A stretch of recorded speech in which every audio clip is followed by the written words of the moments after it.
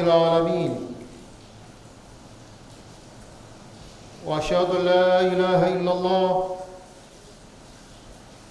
وحده لا شريك له ولي الصالحين، وأشهد أن سيدنا محمدًا عبده ورسوله أرسله بالهدى ودين الحق ليظهره على الدين كله ولو كره الكافرون. أما بعد، فيا عباد الله، أوصيكم ونفسي بتقوى الله عز وجل. Enyi waja wa Mwenyezi Mungu, ninakuhusieni pamoja na kuihusia nafsi yangu kumcha Mwenyezi Mungu Subhanahu wa Ta'ala.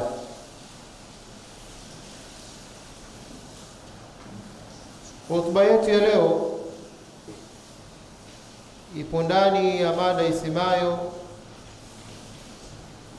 sikiliza kwa kuelewa, si kwa kujibu.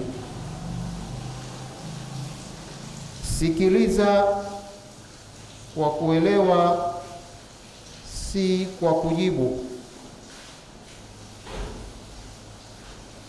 Listen to understand, not to respond.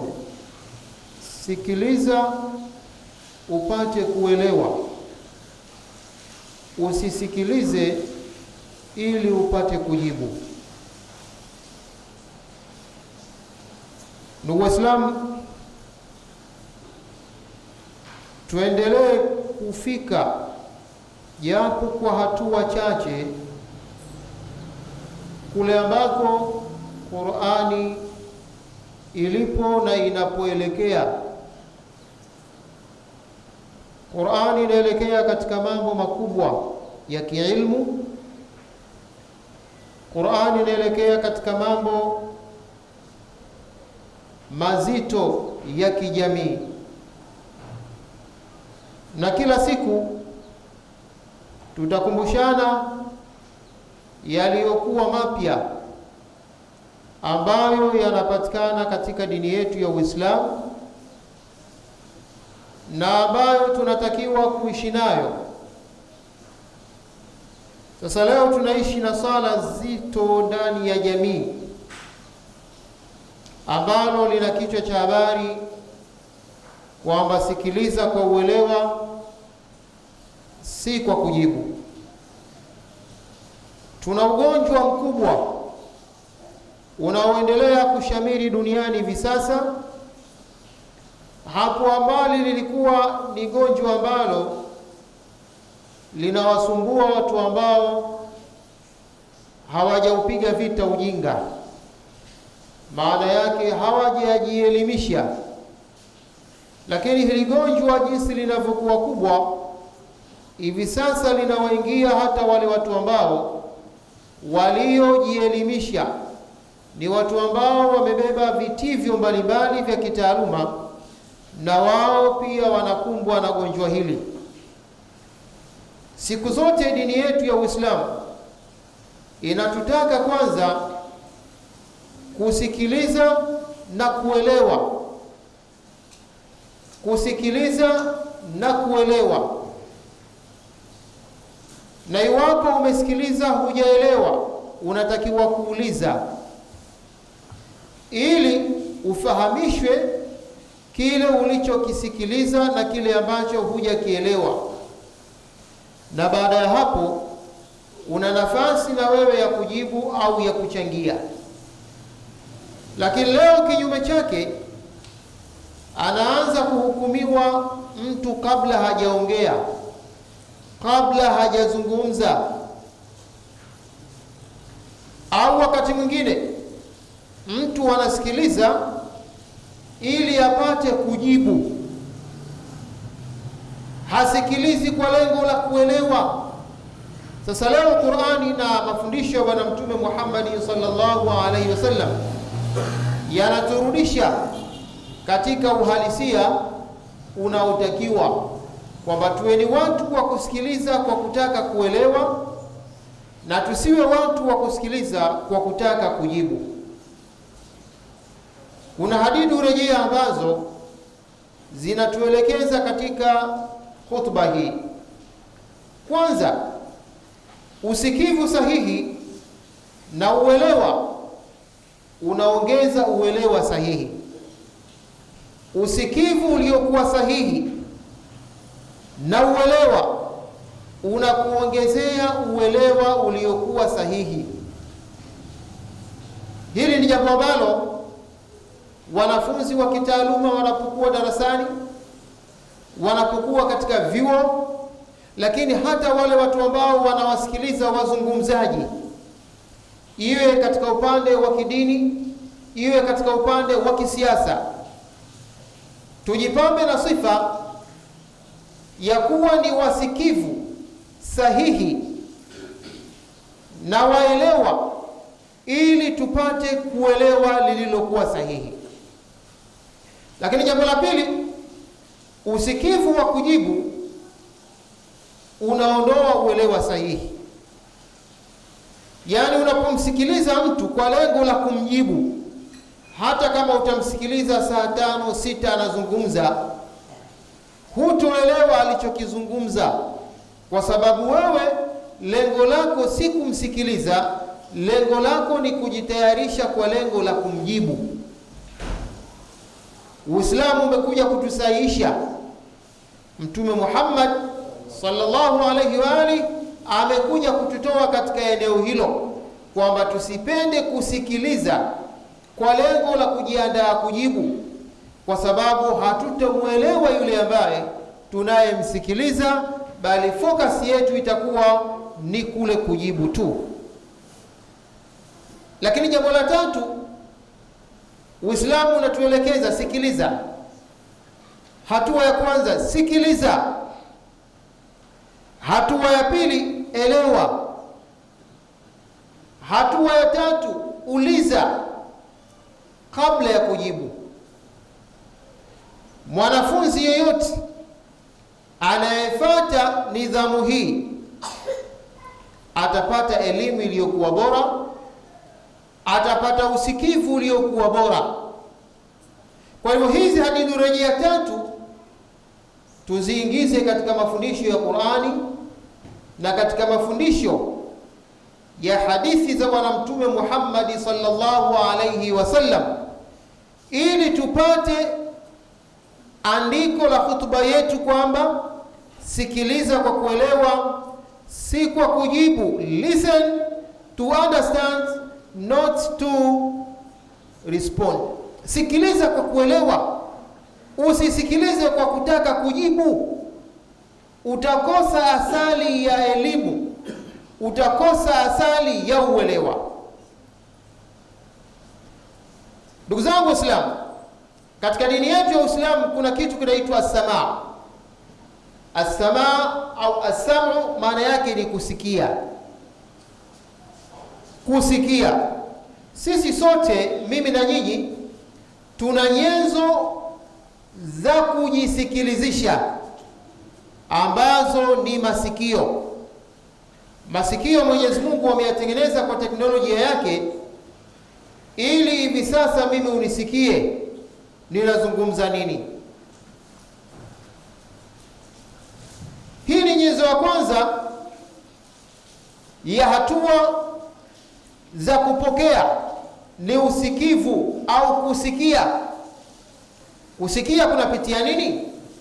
Kunapitia masikio. Sasa tunaposema kusikia, maelezo yake ni nini?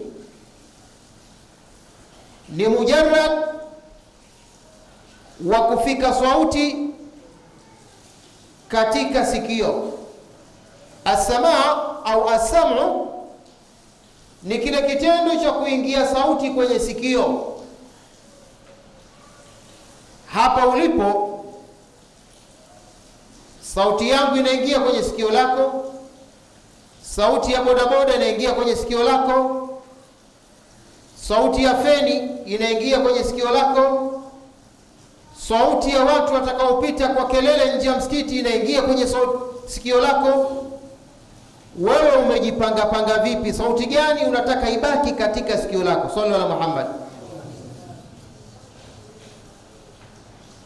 Ukiwa katika halaiki ya watu kwenye mkutano, ukiwa sokoni, kuna sauti zaidi ya 20 zinaingia kwenye sikio lako kwa wakati mmoja, umejipanga vipi?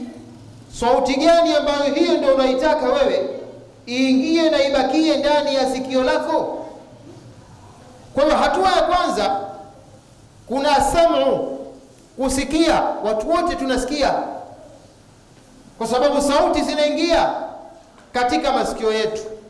Je, kila kinachoingia katika sikio kinamsaidia msikilizaji?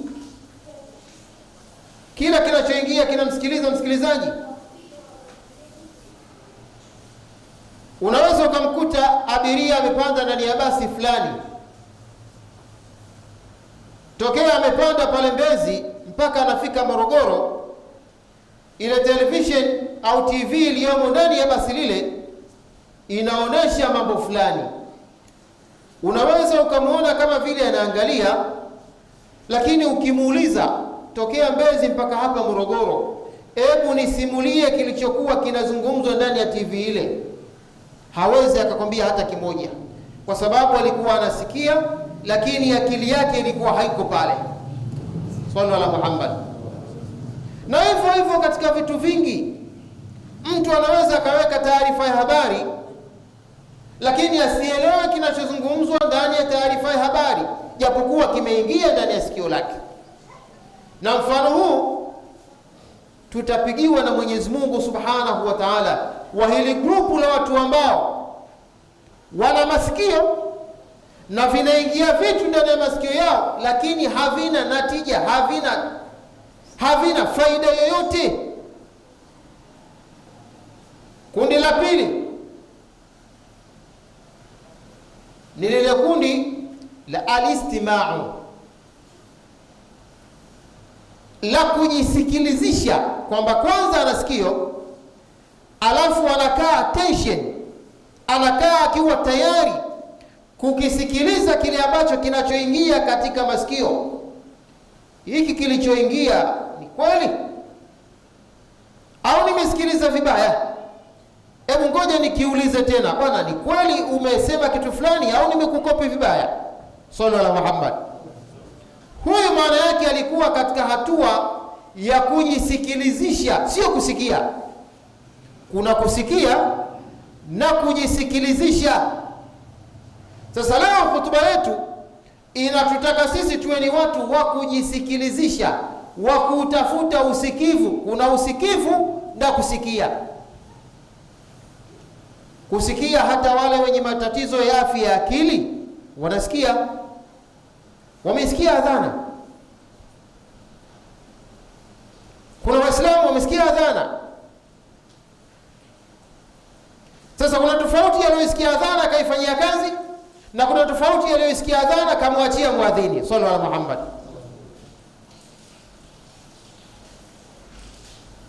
Listen to understand, not to respond.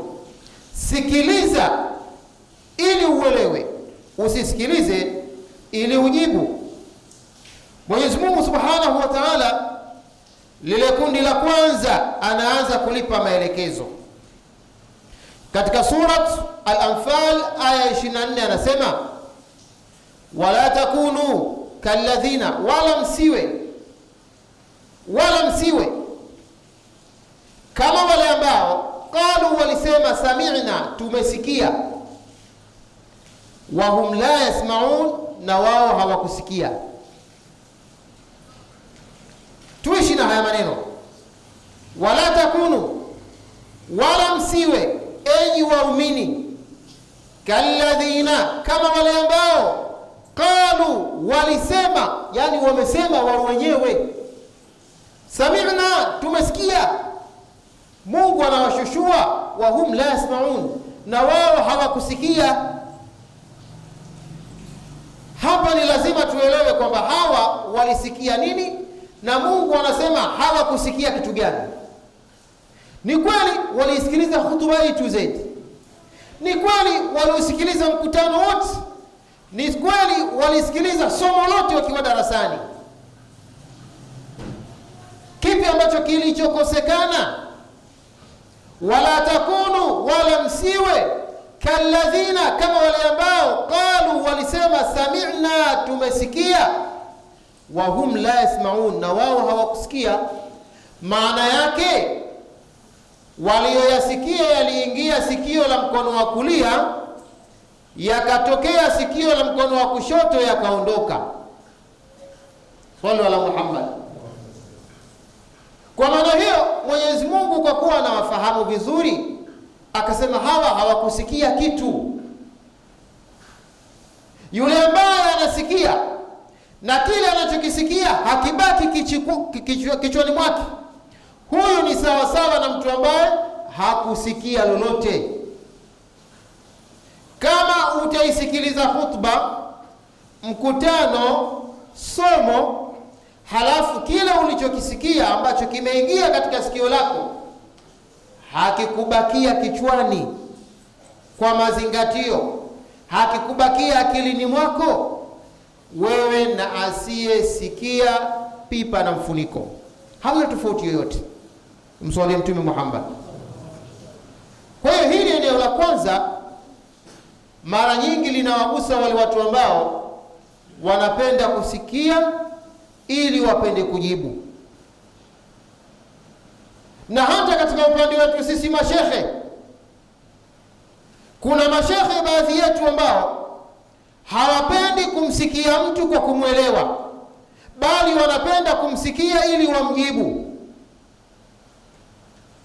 Kama tungekuwa tunapenda kusikilizana ili tuelewane, maana yake usipomwelewa shekhe mwenzio utampigia simu, mwenzangu nimekusikia, ukisema 1 2 3 ulimaanisha nini, ulikusudia nini?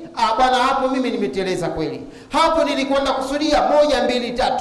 Lakini kwa vile sheitani hata sisi mashehe anatuchezea, huwa hatusikilizani kwa lengo la kuelewana, tunasikilizana kwa lengo la kujibizana.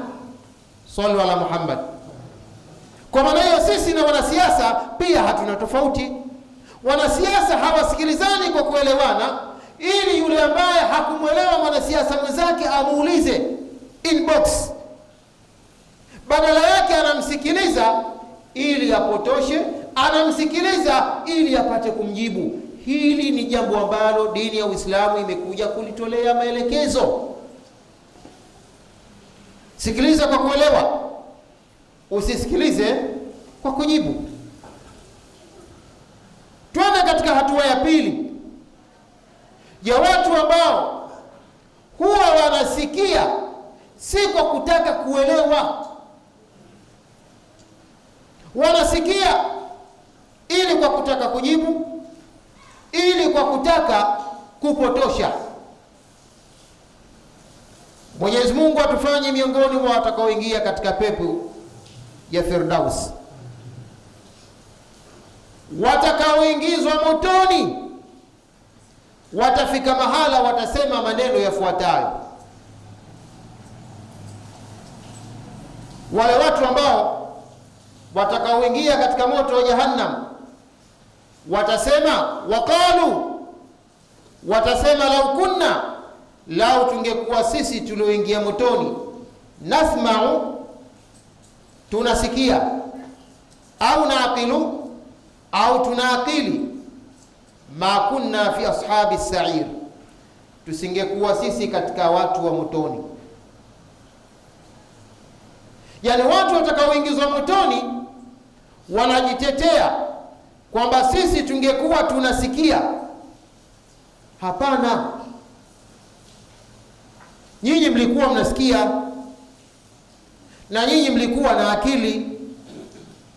Kama mngekuwa hamsikii na kama mngekuwa hamna akili, Mungu hamdhulumu wasiyesikia na wala hamdhulumu wasiyekuwa na akili, hamuandikii dhambi.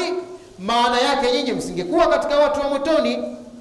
Mmeingia motoni kwa sababu mlikuwa na sifa ya kusikia, lakini hamkujisikilizisha. Mlikuwa na sifa ya akili, lakini hamkuzitumia akili zenu. Tafsiri sahihi inatafsiriwa vipi? Waqalu, watasema watu wa motoni, lau kunna nasma'u, lau tungekuwa sisi tunajisikilizisha yale yanayoingia katika masikio yetu, tungekuwa sisi tunakusudia sasa yabaki katika vichwa vyetu, au na akilu, au tunazitumia akili. Kuwa na akili ni kitu kimoja na kutumia akili ni kitu kingine. Unaweza ukawa na pesa na ukalala na njaa. Unaweza ukaumwa na dawa unazo na usitumie dawa. Kuwa na dawa ni kitu kimoja na kutumia dawa ni kitu kingine. Sasa hawa wasimtie dhulma Mwenyezi Mungu Subhanahu wa Ta'ala, kwamba wangekuwa na akili au wangekuwa wanasikia wasingekuwa katika watu wa motoni. Hapana, lao mngekuwa mnatumia usikivu wenu, kinachoingia akilini katika masikio yenu mnakifanyia kazi, au mnazitumia akili, msingekuwa katika watu wa motoni. Sallu ala Muhammad. Sikiliza kwa uelewa, si kwa kujibu. Hii ni elimu kubwa ambayo imejificha ndani ya Qur'an. Lazima tuivumbue, tuone kwamba Qur'ani inafika mahala baada ya kutuelekeza kuswali, kuhiji, kufunga, kutoa zaka, inatuelekeza namna ya debates, namna ya kuzungumza, namna ya kusikilizana. Kuna miiko yake, kuna disiplini zake, nidhamu zake. Mojawapo, ukiwa na utamaduni wa kupenda kusikiliza ili upate kuelewa, wewe utapata elimu kubwa sana. Iwe darasani, utaongoza kwa ufaulu. Tofauti na baadhi ya wanafunzi ambao anakwenda kusoma kwa mwalimu ili kumpima, anajua English, anajua math, ili kumpima anajua fiqh, anajua sera. Yani haendi kujifunza kwa lengo la uelewa, anakwenda kujifunza kwa kuyatafuta makosa ya yule mwalimu wake. Huyo hatopata elimu. Sallallahu alaihi Muhammad. Na hivyo hivyo unapokwenda kusikiliza jambo lolote, nenda kasikilize kwa uelewa. Ukisikiliza kwa uelewa, usipoelewa kuna hatua utauliza, utaeleweshwa. Yanayojiri katika mitandao ya kijamii ni kuachana na mtiririko huu aliyoupanga Mtume Muhammad sallallahu alayhi wasallam. Kwa hiyo utamkuta mtu kamsikiliza shekhe, baada ya kumaliza na yeye anafanya radi, anafanya majibizano ya kumjibu yule aliyomsikiliza.